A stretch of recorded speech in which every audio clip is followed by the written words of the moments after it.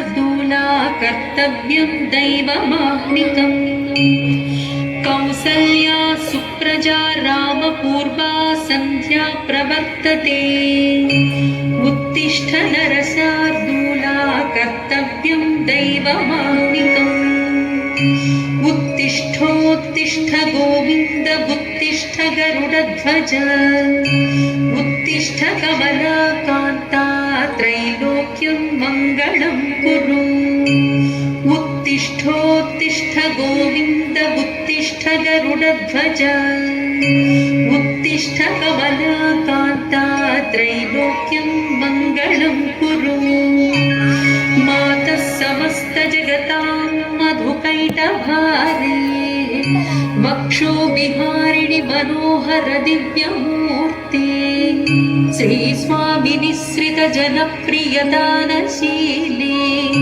श्रीवेङ्कटेश दयिते तव सुप्रभातम् तव सुप्रभातमरविन्दलोचने भवतु प्रसन्नमुखचन्द्रमण्डले विधिशङ्करेन्द्रवनिताभिरर्चिते वृषशैलनाथदयिते दयानिधे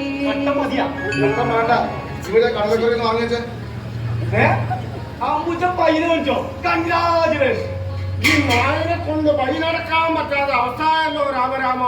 അതിന് ഞാനെന്ന് പറഞ്ഞു പയ്യനെ മോഹിച്ചോന്നല്ല ഞാൻ പറഞ്ഞു. അത് നായി തന്നെ വിളിക്കണം. നിന്നല്ലടാ, ഞാനാണെന്ന് ഇങ്ങോട്ട് നടന്നിട്ട് വരുമ്പോ ആ കുട്ടപ്പഞ്ചാടന്റെ ഭാഗക്ക ഒരു 10-15 നായി ഒരച്ചോണ്ട് കൊണ്ട് വെന്ന് എങ്ങനെ കുറക്കുന്നേ? നരി കുറക്കും പോലെ കുറക്കുന്നത്. നരി കുറക്കല ഞാൻ എടുക്കാം. നായല്ല കുറക്കല്. നരി കുറക്കലില്ല. നീ അവർക്ക് പണി നോക്കടാ. ആ കുമാരന്റെ ചക്കൻ ഈ പാലും കൊണ്ട് മടങ്ങിപ്പോയിട്ടുണ്ടായി. അത് നല്ലോണം പേടിച്ചു. എന്തോ ഈ 10-15 നായല്ല ആ കുഞ്ഞിനെ ചാടിയാലെങ്ങനെ ആക്കല്. അതെ അതേതായാലും നന്നായി പോച്ച.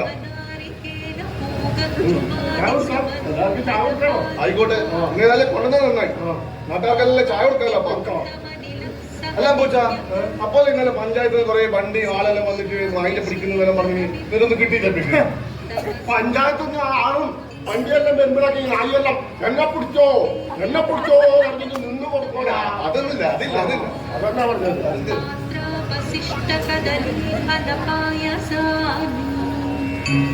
भुक्त्वा सलीलमधकेलिसुखाः पठन्ति शेषाद्रिशेखर विभो तव सुप्रभातम्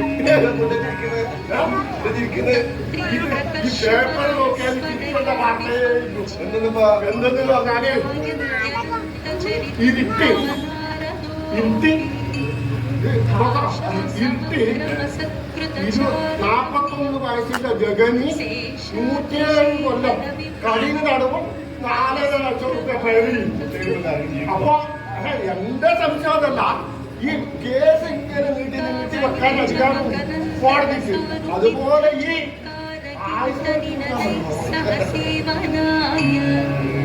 निर्यात्युपान्तसरसी कमलोदरेभ्यः शेषाद्रिशेखर विभो तव सुप्रभातम्.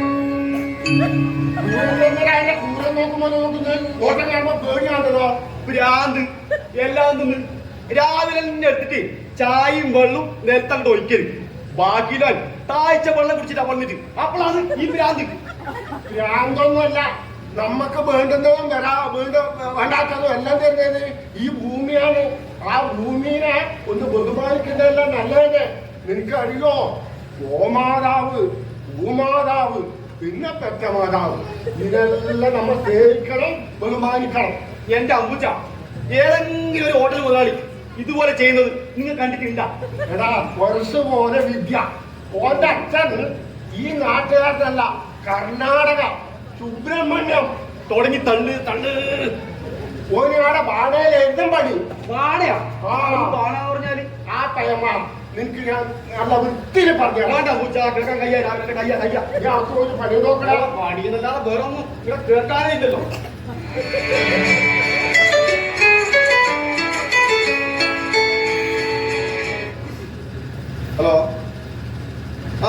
ബുച്ച മാസ്റ്റേ പറയും ഉച്ചക്കത്തേക്കാ എത്രക്ക് 50 ചോറും മീൻ പൊരിച്ചത് അല്ലേ ആയിക്കോട്ടെ റെഡിയാക്കാം ഓക്കെ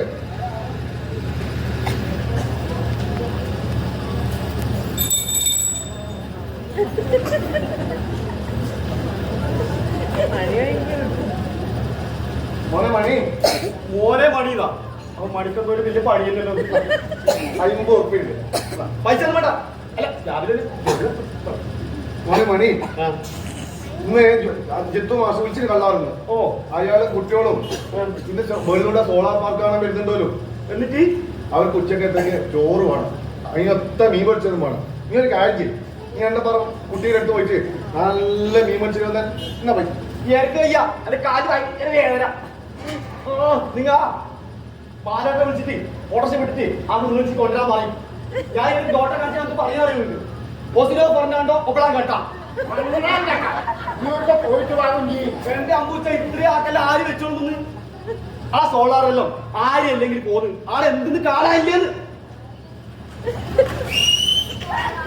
നീ എന്ത് പറഞ്ഞാലും കയ്യാ പറയുന്ന സ്വഭാവം അത്ര നല്ലതല്ല മണി നെല്ലിട്ടോങ്കില് എലി മാലോത്തുനിന്ന് വരും ഞാൻ നല്ല ആളെ വെച്ചാ നല്ല മണി ബംഗാളികൾ കിട്ടും പോയിക്കോ എന്തെങ്കിലും പറയുമ്പോഴേക്ക് ഈ മണിയോട് പൊയ്ക്കാലെന്നില്ലേ അതത്ര നല്ലതൊന്നല്ല ഈ മണി പോയാ അറിയും മണിയുടെ ബലം ആ തൽക്കാലം ചിലപ്പോ പോകുന്നില്ല ഇല്ല പണി ഇവിടെ നിൽക്കുന്നു മണി നീ എന്നാ പോയിട്ട് നല്ല മീൻ മേടിച്ചിട്ട് ഇത്രയാക്കുന്നു മീൻ മുറിച്ച് വെക്കാൻ എടുത്ത് കയ്യാ നീ മീനൊന്നും മുറിക്കണ്ട മീൻ മേടിച്ചിട്ട് ആ ലക്ഷ്മി അമ്മയില്ലേ ലക്ഷ്മി അമ്മ എടുത്ത് കൊടുത്താൽ നല്ല വാങ്ങലോ മീൻ മേടിച്ചു തരും പോയി പോണേ പൈസ വന്നിട്ടാ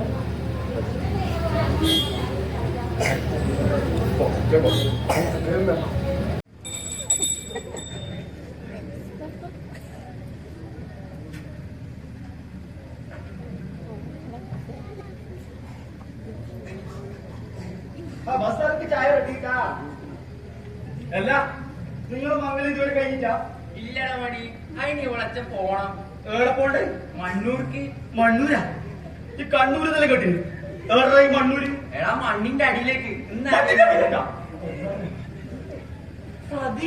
നിങ്ങൾ വെറുതെ എന്റെ അച്ഛനെ പറയണ്ട കേട്ടാ അച്ഛൻ പറയുന്നില്ല എന്റെ കാര്യമില്ല ഇപ്പൊ തന്നെ നമുക്ക് ശമ്പളം കിട്ടി എത്ര മാസായി നിങ്ങനെ കേക്കണം ഇവിടെ അച്ഛൻ പറയുന്നതിന്റെ അറിയോ 2 KSRTC കാരൂടെയാണ് ജീവിക്കാൻ പറ്റാത്ത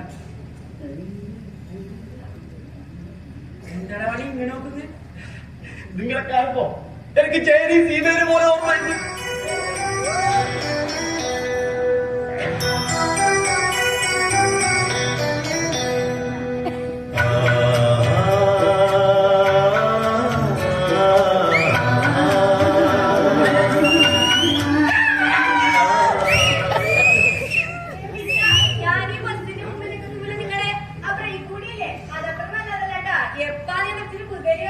സതി നീ തെരച്ചു വിടാൻ ഞങ്ങനെ പറഞ്ഞു പിടിക്കൂലേ നിങ്ങനെ ബ്രേക്കിട്ട് കളിക്കാതെ ഞാൻ അങ്ങനെ കഴിയോ പിന്നെ ബസ്സിൽ ഏതൊക്കെ നല്ല പെണ്ണിനെ കണ്ടായിരുന്നു എനിക്ക് ഇതാക്കി തരണം അങ്ങനെ നീ വിഷമിക്കണ്ട മണി എനിക്ക് നല്ല പെണ്ണിനെ കിട്ടൂട്ടാ അല്ല അപ്പൊ പോണ്ടേ പോകാൻ സമയമായിട്ടേ ഇല്ല ഉണ്ണിയേട്ടാ എന്നെ പറയുന്നത് പ്രൈവറ്റ് ഉണ്ട് അതിന്റെ വഴി ഇപ്പൊ നമ്മളെ നോക്ക് പോകുമല്ലോ അതെ അതെ അതെ ഇല്ലാക്കാരുടെ പ്രൈവറ്റ് ബസ്സിൽ കയറി പോകും അത് ഇവർക്ക് പിറകെ പ്രേമിച്ചോണ്ട് പോവാലോ നല്ല ഐഡിയ ഉണ്ട് അതുകൊണ്ട് തന്നെ ഇതിങ്ങനെ പൊറുപ്പേ നഷ്ടം എന്നാ പണി ഉണ്ണിയേട്ടാ നമ്മ പോലെ പിന്നെ ഉണ്ണിയേട്ടാ നമ്മളെ ബസ്സില് ഇതുവരെ കാണാത്ത ഒരാള് ആലപ്പുഴ വന്ന് ഇറങ്ങിയിട്ടുണ്ട് അയാള് ആരെയും അറിയില്ല പക്ഷെ അയാളെ കാണുമ്പോ എന്തൊക്കെയോ ദുരൂഹതകളുള്ള പോലെ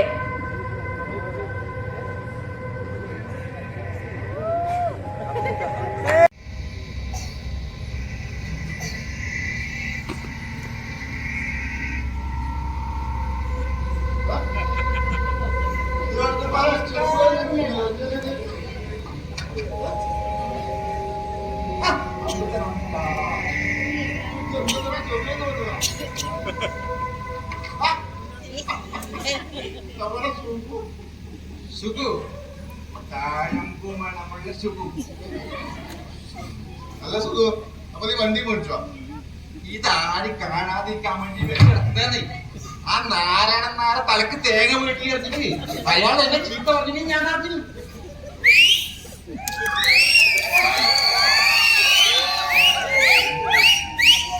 നാട്ടുകാരോട് നാളെ വരാം മറ്റന്നാ വരാന്ന് പറഞ്ഞിട്ട് എന്തിനിങ്ങനെ പറ്റിക്കുന്നത്? പറിച്ചു കൊടുക്കാൻ കഴിയുമെങ്കിൽ മാത്രം കേട്ടാ പോരെ. ഓരോരാൾ പഠിക്കാനാക്കിയിട്ട് എത്ര കാത്തിരിക്കല് നീ പറഞ്ഞതാ സുഖം പറഞ്ഞതാ. എനിക്ക് കളിക്കാനായിട്ട് ഞാൻ രണ്ടാഴ്ച മുമ്പ് വിളിച്ചവനോട് വരെ നാളെ വരാന്ന് പറഞ്ഞിനി. അതിനൊരു മാറ്റമില്ല. സുഖം പറഞ്ഞതാ.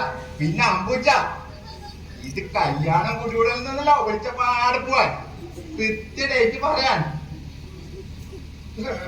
മണി നീ കുറച്ച് വെള്ളം എടുത്ത. വെള്ളമില്ലേ ഈ ചെക്കിൽ കാണുന്നില്ലേ? കാര്യം സുഖം ഇങ്ങനെ പറ്റൂല കേട്ടോ. വെള്ളം കുടിക്കുന്നതിനെ പറ്റൂ. വീടിന്ന് കുടിക്കാനല്ലപ്പാ, ഒഴിച്ചു വെച്ചാല് പിന്നെ തോന്നുമ്പോ കുടിക്കാലോ. വെള്ളത്തിന് ബുദ്ധിമുട്ടില്ല കാലമല്ലേ. ഞാനൊരു പ്രകൃതി ആയതുകൊണ്ട് എപ്പോഴും വെള്ളം കൊണ്ടു കിടക്കുന്നു. സുഖം നിന്റെ കണക്ക് ഞാൻ കൂട്ടി വെച്ചിട്ടുണ്ട്. കണക്കാ എന്ത്? 10 ലിറ്റർ.